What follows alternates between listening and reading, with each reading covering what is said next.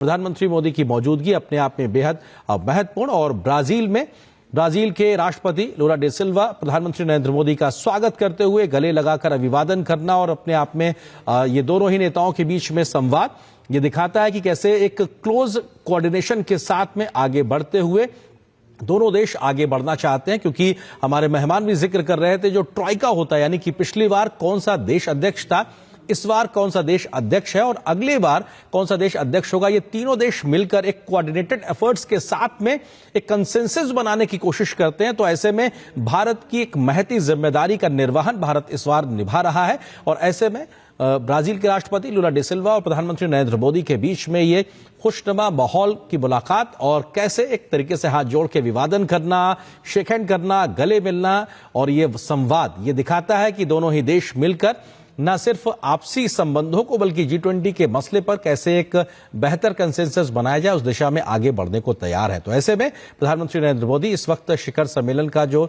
मेजबानी का स्थल है वहां पे पहुंच चुके हैं और तमाम विश्व के नेता भी वहां पे पहुंच रहे हैं। और ये शिखर सम्मेलन वहां पर अब शुरू होने वाला है, ब्राजील की राजधानी रियो डी जेनेरियो, जहां पर इस बार 19वां G20 शिखर सम्मेलन आयोजित हो रहा है।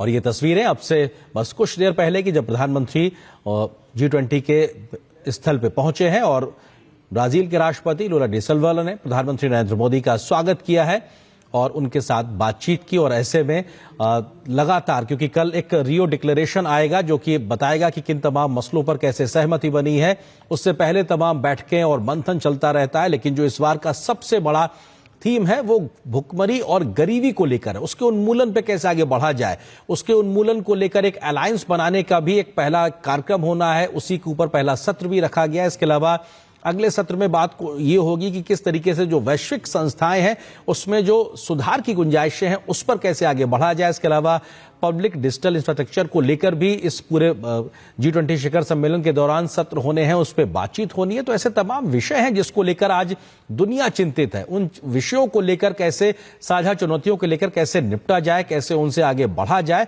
इसको लेकर तमाम देश बैठक कर रहे हैं। हालांकि जब 2007-8 में एक तरीके से शुरुआत हुई थी G20 के जो तमाम राष्ट्र प्रमुख हैं उनकी बैठकों के साथ में, तो फोकस कहीं ना कहीं सबसे ज्यादा आर्थिक मसलों को लेकर रहा करता था, अर्थव्यवस्थाओं को लेकर रहा करता था। लेकिन धीरे धीरे न सिर्फ एक तरीके से ये संस्थान आगे बढ़ता हुआ नजर आया, इसका विस्तार होता भी नजर आया।